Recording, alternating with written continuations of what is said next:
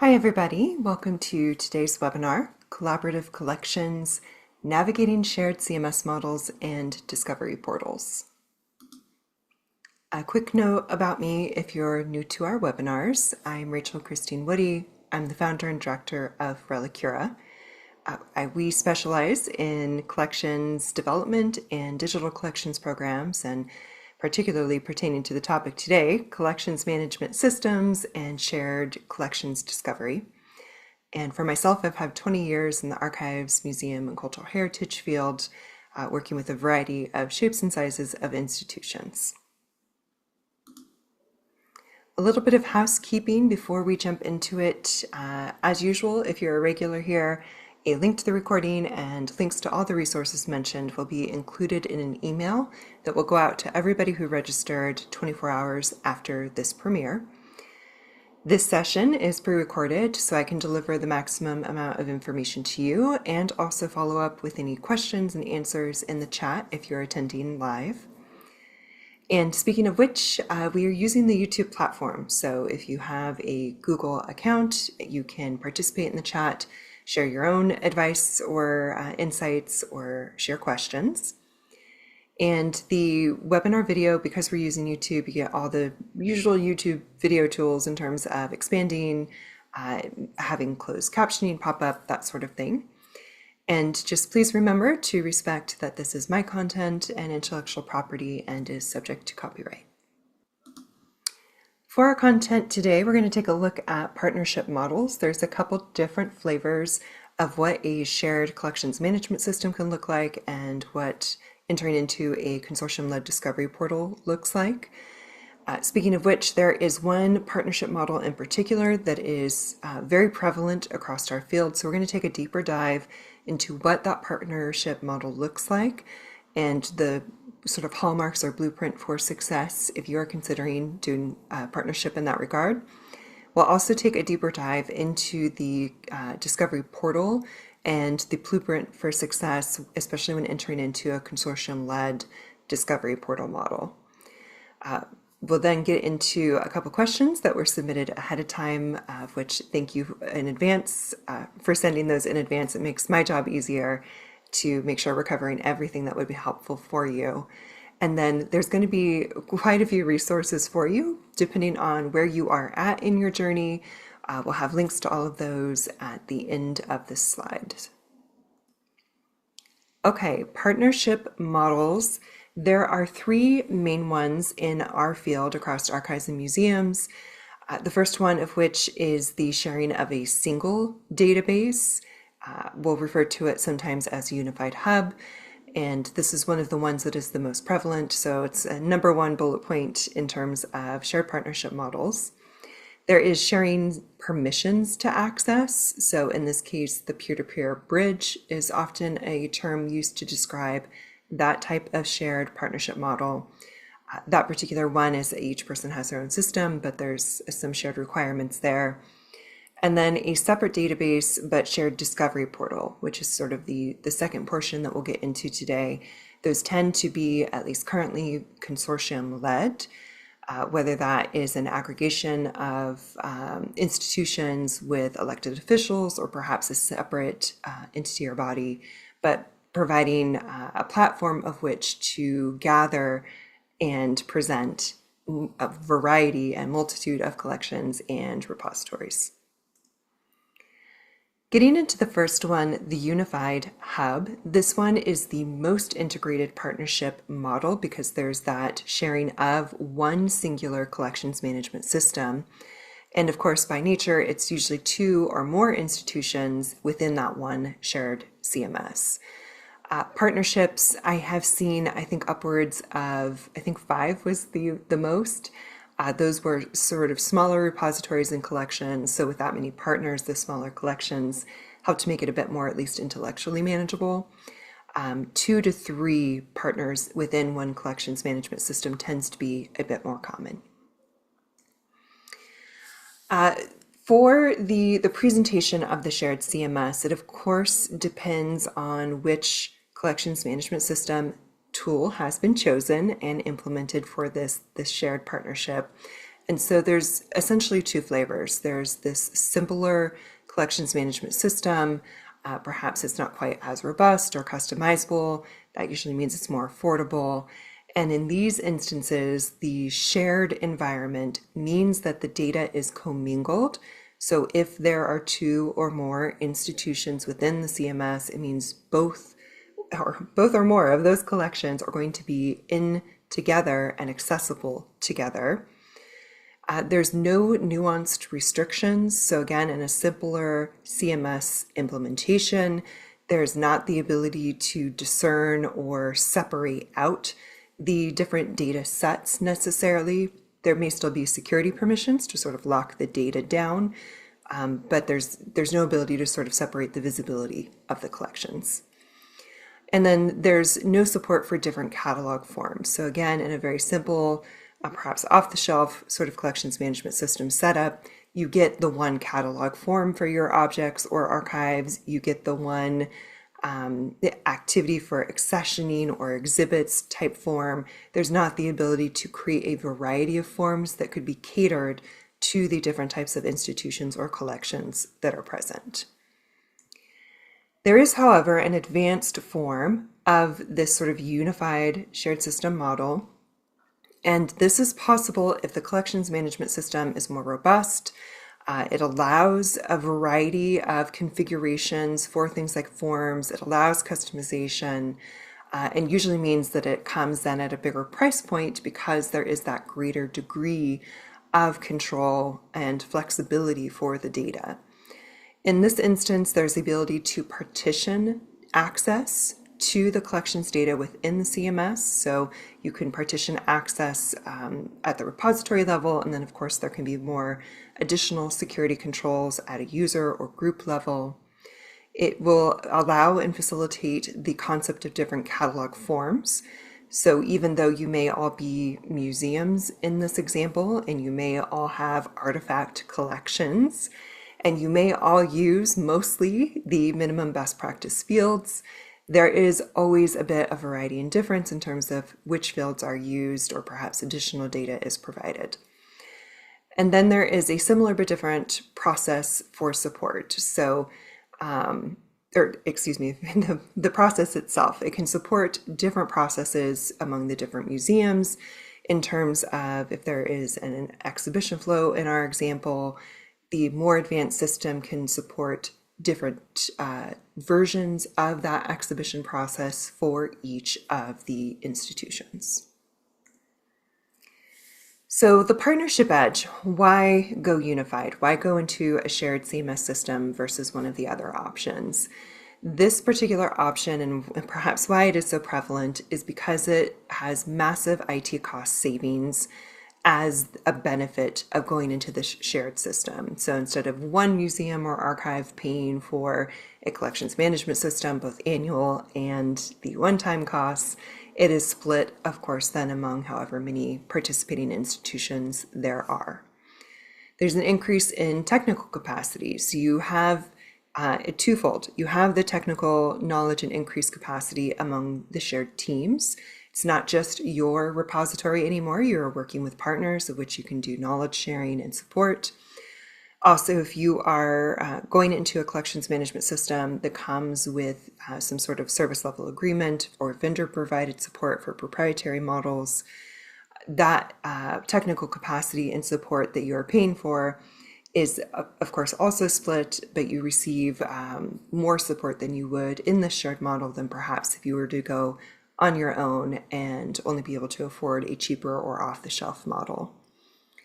It then has the standardized data quality as another benefit. Going into a system necessitates the consistency of data and good data best practices. And as we enter into partnership models, there's usually also some collection affinity that partners wish to leverage when going into a shared system. So not only is it good best practice, but it's also good data hygiene, especially when entering into a partnership where you're cohabitating essentially in one system. And then the unified presenting collection. So Again, regardless of what it looks like on the back end, especially if you have a more advanced collections management system set up where everything is very partitioned and separate, the benefit is that on the front end and how users access your collections, they will receive this unified front. So for many institutions, this can be incredibly beneficial because partners who tend to enter into CMS instances together, there is that collection affinity that they want to leverage. They want to present their collections as a unified front because on the user end, they don't necessarily care or realize that collections could be separated and in multiple institutions. They just want to see everything related to what they searched for. So quite a bit of benefit here, not just from operational efficiencies and cost savings, but also from that access perspective and that potential for discovery for your users. The partnership challenge is for the Unified Hub, primarily the social contract aspect of sharing a system. A metaphor here would be you are roommates entering into a shared social contract of what it looks like to share an apartment together. And so similarly, when you're in a shared CMS, it requires a high level of trust because there is this shared access component, even if you're able to restrict it quite a bit in the advanced model. And there's also an agreement that needs to be in place for cataloging protocols across all members. So making sure that we are doing good best practices here in terms of that data unity, which is going to be required not just for good data hygiene, but also providing ultimate access. The next model, not quite as common, but can be an interesting option in specific scenarios, is the peer-to-peer bridge or the P2P bridge. This one is a separate but shared approach, and it's 2+ institutions, each with their own CMS, but in this case, it has to be the same collections management system. So P2P bridge requirements, the participating institutions have to have the same collections management system. This is because the primary partnership model is hinged on allowing security access and permissions from both collections management systems into the other. So this is something that's typically managed by a vendor. So usually these peer-to-peer bridge requirements are proprietary collections management system models, though not exclusively. Open source certainly could facilitate this. But it has to be somewhat the same system in order to allow the same security sharing and to provide the same experience for that dual access. So for an example of two museums who may have a shared collection or shared collection area, they may participate in putting together multiple exhibits together over the years, and so need shared access, not just to viewing those shared collections areas, but also to contributing towards those shared exhibition records. So the partnership edge here, why choose P2P? And again, it can be a very niche model, but still very interesting and supportive, is that it does allow total data autonomy. So each museum in our example is able to maintain their own collections management system practices, their own data and data standards and best practices, their own catalog forms.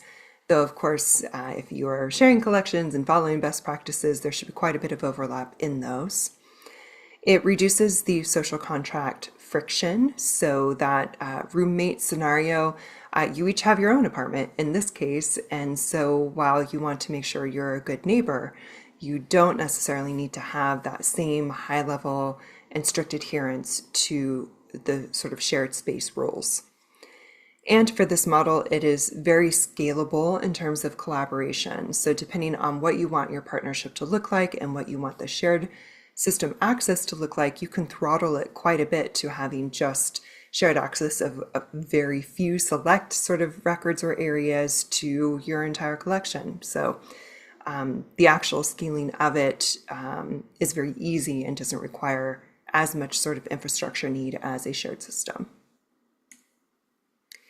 The challenge is, though, is the maintenance burden, and that is particularly because each institution has to have their own CMS. You are still maintaining and paying for, in some cases, your own instances of a collections management system, which means the IT infrastructure, whether it's internal, external, or both, needs to be maintained. And there's the security access piece. So the permissions, not only do you need to maintain good security hygiene within your own department and staff and managing actively who has access and what their permissions are, but now you need to do it times two for the other museum or archives in your partnership or partnerships, needing to also make sure that you are up to date and knowledgeable of who on their teams have access and what those appropriate permissions should be.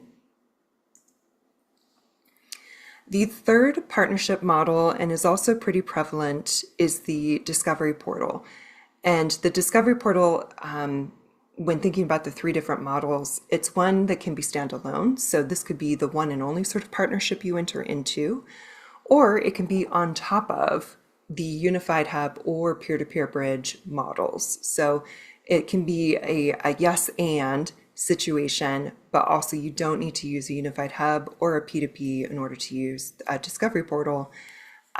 So you've got a great amount of flexibility here.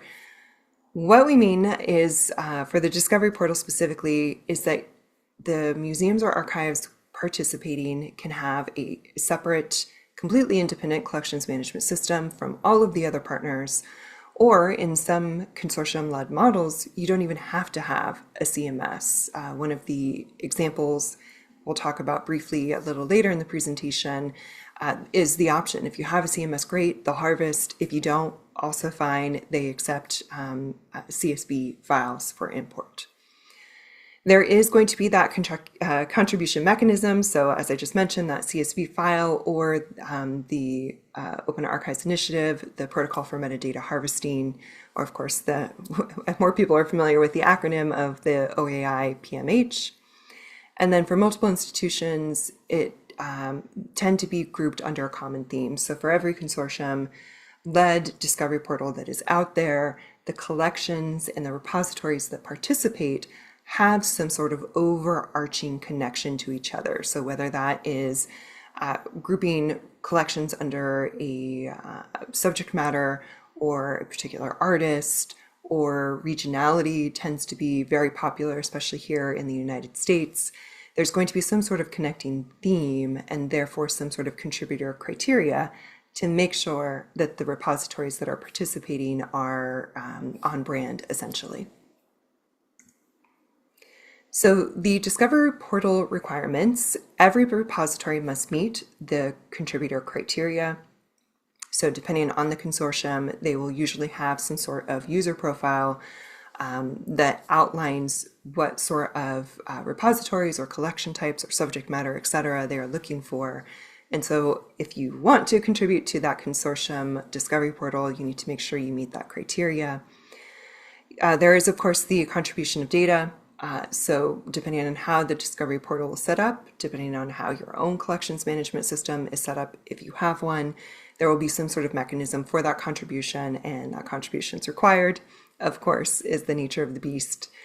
And then data standardization. So much like the other shared models, especially the Unified Hub, there needs to be, for access purposes, a shared form and format of your data, as well as a shared vocabulary being used to help facilitate the accuracy of the access pieces when your collections are being searched across a variety of repositories and their collections and their own catalog forms.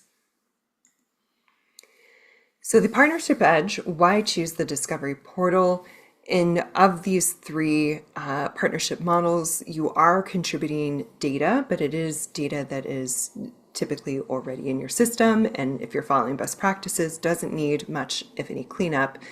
And in most cases, for consortium-led Discovery Portals specifically, there's minimum work to contribute. So whether you're being harvested, there's that sort of one-time setup to make sure that the harvest mechanism is connected and working, or you're contributing those CSV spreadsheets as you have them. There is zero system disruption, so because the Discovery Portal lives outside of whatever your collections management system may be, participating in a Discovery Portal should have minimum, at least technical disruption for your setup. The reason why I specify that is it may have a bit of best practice disruption if you find you need to do some data remediation in order to participate. With this is system flexibility. So for any sort of consortium-led portal, with the asterisks of how well they have it set up and who's running it, it ultimately shouldn't matter what collections management system you are using in order to participate. It offers amplified discovery, especially as it is providing access to a multitude of different collections from different institutions. It broadens access, even though it is also deepening the well of potential collections content.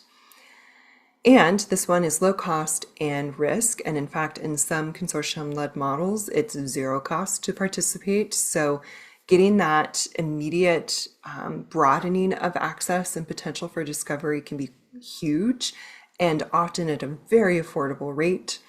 It's also very low risk. Yeah, you're staying in your own system. You're not necessarily needing to open it up to anybody else unless you're engaging in another partnership model in addition to Discovery Portal. So the actual technical and intellectual risks are incredibly low, if non-existent.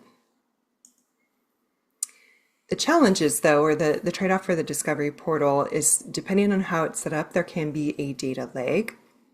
This is particularly true if the consortium is sort of more volunteer ran or is ran by an agency that also provides many other services.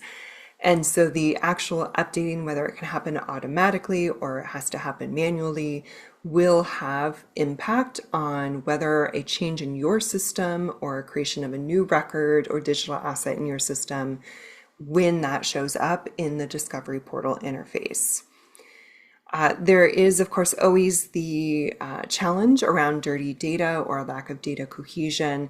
Many consortium models try and proactively prevent this with enforcing the sort of data uniformity and best practices and encouraging use of common vocabulary. That said, there's always going to be some areas of data that we wish worked better and was in better concert with others. And then the sustainability piece, depending on how the Discovery Portal is set up to operate and how it is funded, can really impact the health of that consortium-led portal. We're already seeing this impact over the last couple of years in terms of how funding that we think is permanent and forever can ultimately change very quickly. So depending on the model, depending on how it is being funded, there is, of course, always risk about the sustainability and resiliency piece of that portal. This should hopefully not be something that you have to worry about, but as someone who might be contributing to a Discovery Portal, that is something to be aware of, especially as we are seeing these challenges crop up in the last 18 or so months. So now that we've covered the different types of models, I do want us to spend some more detailed time in the most common two. So we're going to dive into the unified hub, that first concept of the shared system, and then we'll also get into some more detail with the Discovery Portal. So as you consider going into a shared collections management system model or the unified hub model, there is a need to emphasize best practices. And this is not just, yes, follow the minimum best practices, whether that's DAX for archives or CCO for artifacts, or insert your flavor of best practices. It needs to be even broader than that in terms of how you express data uniformity, how you are using the same fields to indicate the same types of data. You may be using some standardized vocabulary, but there needs to be even more alignment in terms of which sort of vocabulary you may be pulling from. So having blended best practices is really key to realize that access benefit of sharing a system. And the power of that is that it enables that improved cross-searchability across the collections, which is one of the main reasons people tend to enter into these partnerships. It has the knock-on effect then of improving search result quality. If we know that data can be predictably in the same fields, we can search those same fields. It synchronizes filtering and timelines. So as you are being presented those search results, making sure we're using the same fields, making sure we're using similar vocabulary, entering in data in the same formats will all help to make sure that filtering and faceting is functioning correctly, that year timeline and range thresholds are operating correctly, that kind of thing. And it presents this unified collection experience. So again, thinking about the end user, they don't necessarily care where different items are among the two different collections. They just want to see all of the things that meet the criteria that they searched for.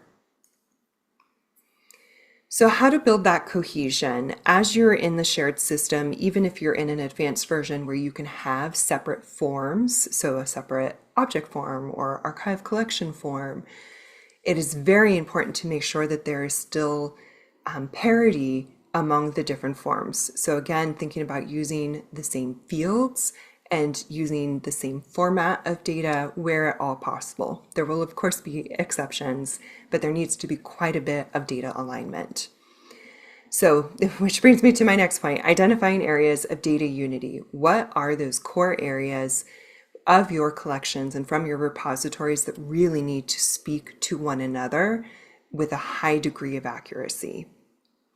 And then committing to those shared best practices. So committing beyond just using DAX or just using CCO and committing to how you are implementing those and if there are any localized partnership best practices that also need to be enacted. And with any sort of partnership, communication is key. So setting up regular meeting cadences to have discussions on system maintenance and development. I would recommend at least monthly for partnerships that have been set up and are now in maintenance mode so that you can regularly have a forum to discuss what's working, what needs to be tweaked, to provide a forum where people can share their own knowledge base and can query others in terms of workflows or how you may want to address an upcoming shared project. So having a regularly set point at which you can have these discussions is going to be critical to help maintain this catalog cohesion.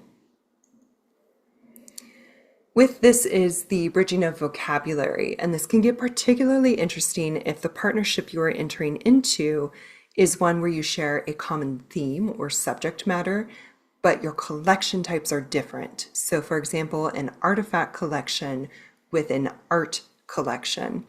There is, of course, overlap in the type of data that you're gathering, and of course, overlap in what the collection interests may be for that end user. So making sure that we're being really intentional with choosing the controlled vocabularies we're using and how they may overlap with one another. So thinking about, and with our artifact art example, are we using object name or object title? And if we're using separate ones, can your system support identifying or flagging for the system that this field essentially is the same when it is being searched? So creating the concept of an aggregate where if I am searching for the name of something, it could be the official object name field or it could be the object title field. Similarly, among artifacts and art collections, there's a discussion of if it's a creator field or an artist maker field. So again, fields have the same purpose. There's different iterations, but we want them to talk to each other. We then have the concept of medium or material. Again, different but similar. We want them to talk to each other. And we can consider, depending on your collection examples, how we're using geography, how we're using nationality or cultural groups or both, how we use categories or classifications, especially if it's an artifact collection meeting with an artwork collection, and how we use and deploy subjects. So thinking about that aggregate concept, if you are within a collections management system that has that sort of configuration mechanism, it helps provide that individualism of the collection types while providing that flexible connection piece to make them unified. So it's linking like data, and in most instances that I have seen this be available in systems, is having a front end interface where I can dictate on the back end which of the search fields should be, what they should be named, and what fields they should be searching, and whether or not that should be an exact search or a keyword search. So helping facilitate and set up the searching and browsing mechanisms for what your front end presentation will look like. And again, emphasizing the keyword search, especially if you are indicating aggregates. Being able to search exact in an instance where you're essentially searching across two different fields is going to be incredibly difficult. So setting it up as a keyword search is going to be key for the system to retrieve the accurate amount of results. And then using security as a catalyst for partnership success. So again, this is in the unified hub, it's the shared apartment with our roommates. We want to make sure we're using security appropriately. And so part of what we think about in using security and having that be success points is that we have that shared administrative load. So both teams can be engaged actively in good security hygiene. We can help manage user and group access, and you can do that depending on the system, by record form types, by collections, or both. So having the use of security to help partition and make both use instances successful and protected. And the option to share access across collections for shared projects or exhibits. So using that flexibility in loosening security in areas where we do want shared participation, where we do want both teams to be able to access, create data, edit, etc. So as we think about this for the shared blueprint for success, having a process for system decisions or change requests as you go forward into maintenance mode is going to be crucial. This is to make sure we're all on the same page and to help ensure that no one partner is making a change to the database that could be catastrophic for the other partner. Having clearly labeled forms, so especially if you're in a system that can support different form types of, or different form flavors of a same form type. So having two different object catalog forms, for example, but one for arts and one for artifacts, having those clearly identifiable so we're using the right ones appropriately. And that regular meeting cadence for discussion, so facilitating not just security discussion, but also data best practices, troubleshooting, workflow creation, sky's the limit really, but having that regular communication is key. So shifting now to that third model and the other most popular instance of what a shared environment can look like, and that is taking a look at Discovery Portal specifically and a blueprint for success. So key components is the Discovery Portal is offering a unified access point. Remember, because we're different collections management systems, and in some cases no collections management systems, and we are contributing to this unified front-facing Discovery Portal. We are going to have collaborative standards, so everybody's going to be following the same set of data best practices to ensure good data hygiene and accurate search results. And we are going to have interconnected data. So because we're entering into this shared access point, and because of the good data standards and using the same fields, we're going to have the ability to search across our data in an interconnected way amongst the collections. With that, we then need to make sure we are blending best practice. And so for consortiums that are already set up, or if you are setting up your own consortium, having shared catalog record templates is going to be key here, especially if you're an institution where you're not necessarily contributing all of your data, which is an option. You can elect to only contribute a little, or the consortium conversely can dictate, like, we only want these dozen core fields. But the universality here of you are all sharing that one same record template. You are then going to have shared data format, so not just the same fields in use, but how the data is going in there. And again, so that we can take advantage of things like having the facet filtering and timeline and range.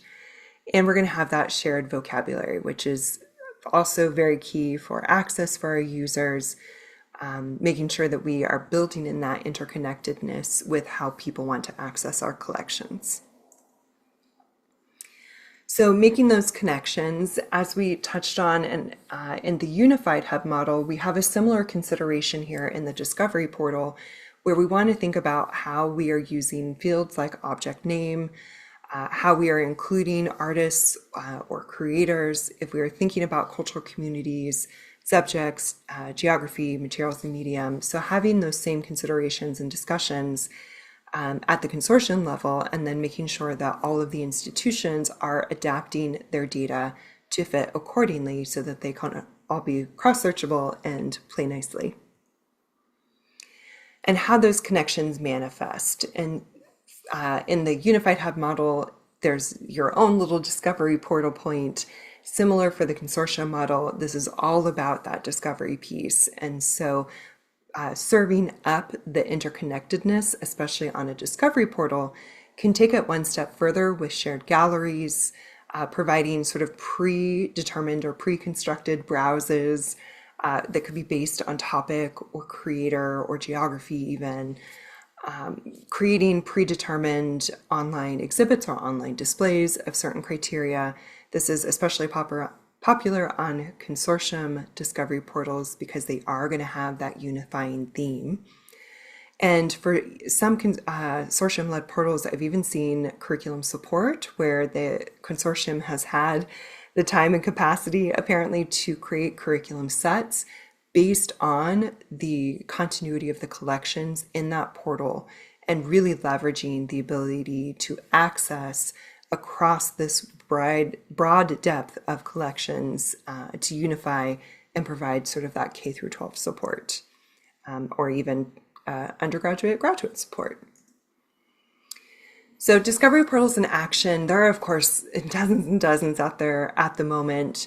The big ones that people tend to hear about, and I have a couple different flavors for you, Digital Public Libraries of America, or DPLA, that tends to be the biggest one that I hear or see. It's been around perhaps one of the longest, and of course there have been challenges, as with other things in our field, over the last couple of years. But it is a humongous trove of nationwide sort of thematic contributions. So at a Herculean scale, it is one of the largest examples for you to get a sense for. And it has some of the most examples, like the curriculum support of how you could serve up collections. At a sort of more state level is Calisphere, and so that is California State. So the unifying theme here is repositories with California history, art, and culture. It is a very transparent model. They are very freely sharing of how they have set up their own discovery portal. So if that is of interest to you, they're a great resource for diving into the technical aspects of how they have set up their particular repository and discovery portal model.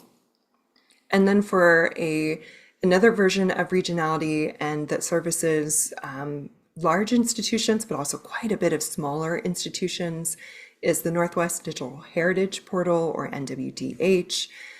This particular one is one that is a free model. And so if you are a contributor that meets the fact that you're in the Northwest, you don't have to pay to play, essentially. You can contribute if you're on theme.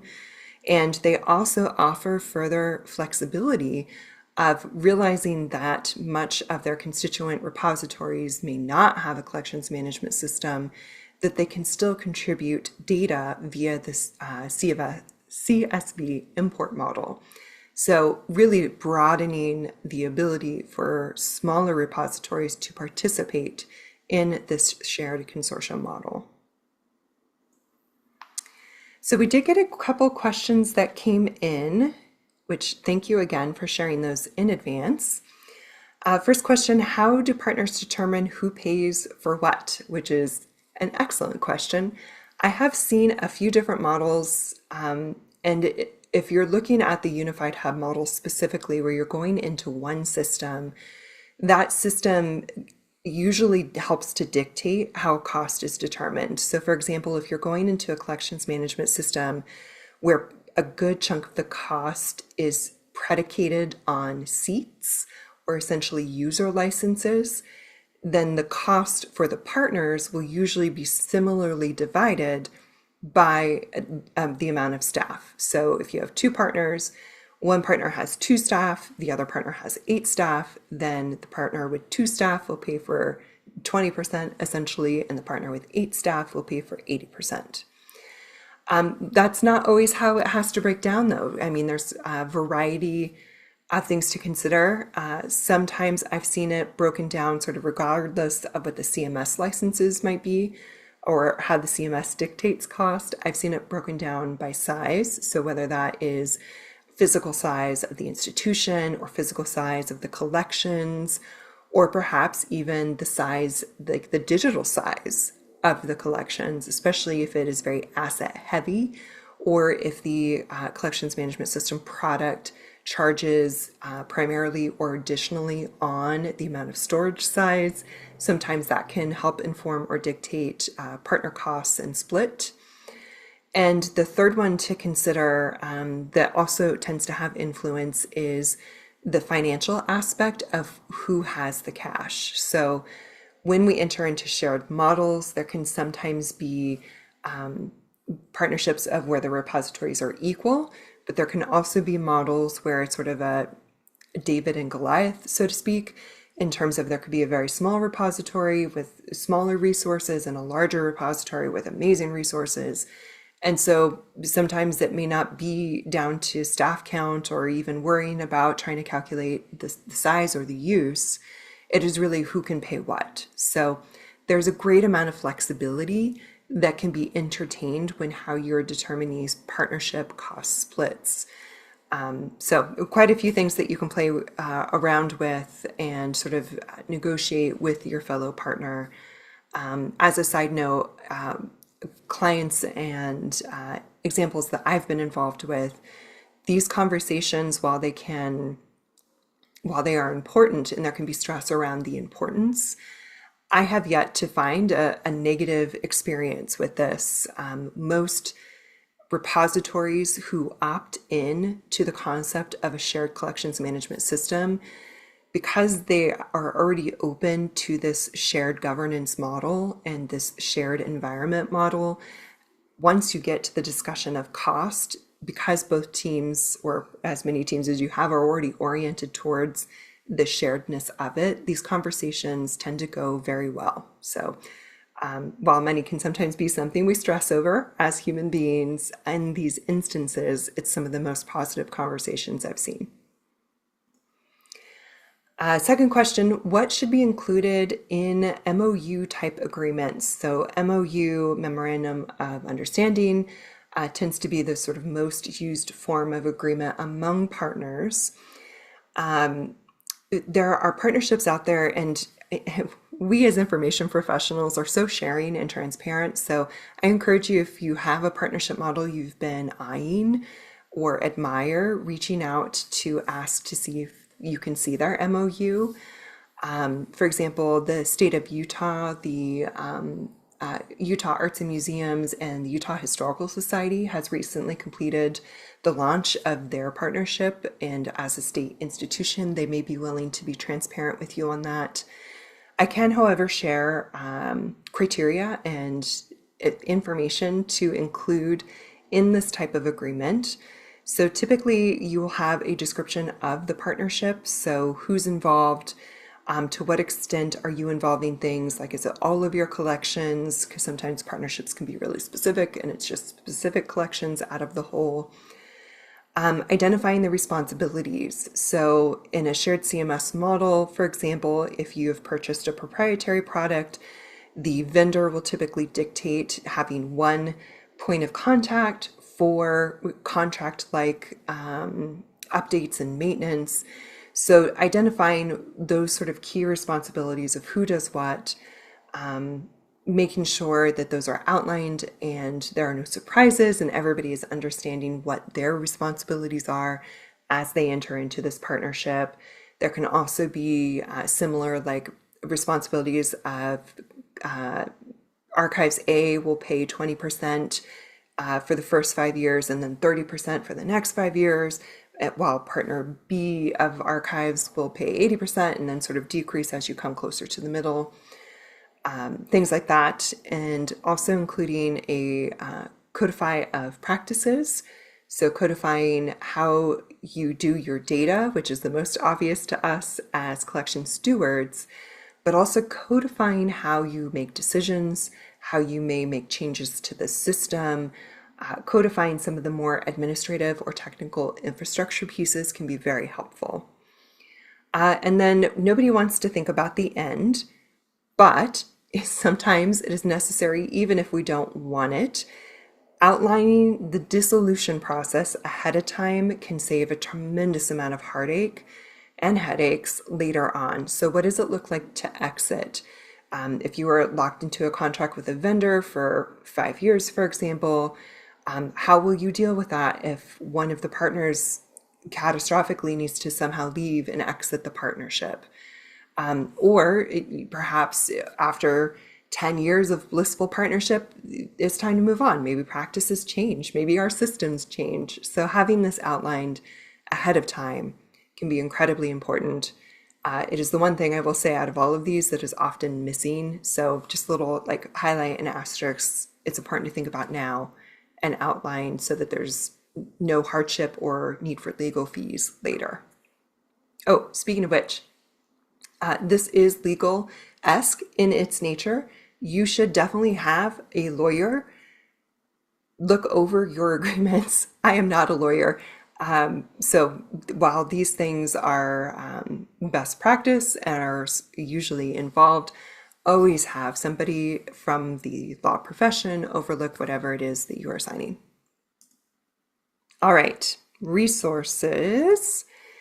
The 3 different examples I talked about for the discovery portals, the consortium-led portals, is Digital Public Libraries of America, Calisphere, and Northwest Digital Heritage. We have the links for those portals just in case Googling fails you or you just want a quick link, they're here. There is a free resource that I want to mention, especially if you are interested in the discovery portal aspect.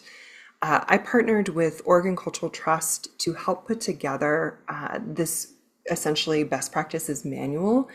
It's oriented towards collection cleanup, but it is all for the goal of contributing your data to a consortium-led discovery portal.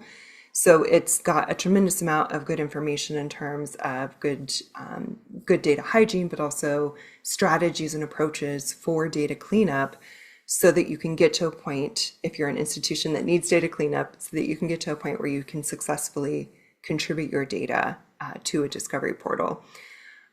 Because the state of Oregon and their funding help paid for this, it's a free resource. So please go and check it out. While it talks about the Northwest Digital Heritage portal, the practices and approaches in here, it doesn't matter which discovery portal, they can be incredibly helpful. And related to data cleanup, I have Relic Hero has a whole playlist of previous webinars that we have done. Data cleanup has been one of the most requested webinar topics for us to cover over the years. So we've got more than half a dozen now. Please feel free to check those out if you are an institution that is in that need for data cleanup as you take a look at either entering, well, regardless of what partnership you enter, having data cleanup be one of those necessities.